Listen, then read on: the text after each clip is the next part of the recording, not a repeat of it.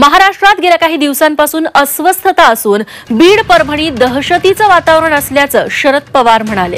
याबाबत आजच मुख्यमंत्री देवेंद्र फडणवीस यांच्याशी बोललो असून द्वेष घालवून महाराष्ट्र पूर्वस्थितीवरती आणणं गरजेचं आहे असं मतही शरद पवारांनी मांडले।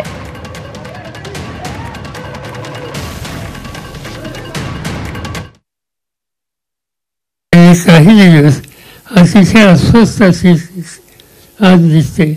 हल्ली दिवसाचे वाजे 6-7 तास हे वीज कसं नॉर्मल करता येईल, फसवणीचा इश्यू कसा सोडवता येईल, आणखीन कुठे काय करता येईल याबद्दल डायलॉग करण्याच्या उद्देश चालू आहे।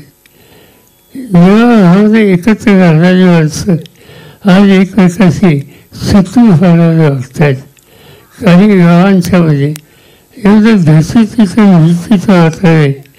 आजच माझी इथे येण्याच्या आधी मुख्यमंत्र्यांची सविस्तर चर्चा झाली आणि राजकारणात काही मदत असली नसते, पण हे चित्र महाराष्ट्रात होऊन द्यायचं नाही।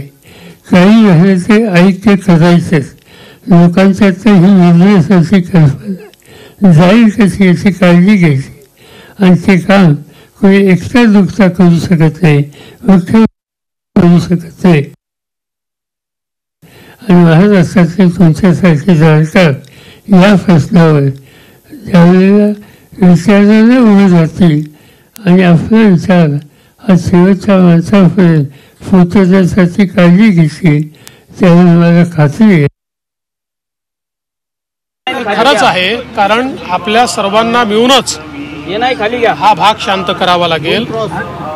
ज्या प्रकारे विशेषतः आपल्याला बीड जिल्ह्यामध्ये एक प्रकारे समाजात दुफळी पाहायला मिळते किंवा परभणीतही काही आंदोलनं चाललेली आपल्याला पाहायला मिळतात, तर त्या दृष्टीनं सरकारचा प्रयत्न आहे की ह्या सगळ्या जो भाग आहे हा शांत झाला पाहिजे आणि जी काही दुफळी निर्माण झाली आहे ती दूर झाली पाहिजे।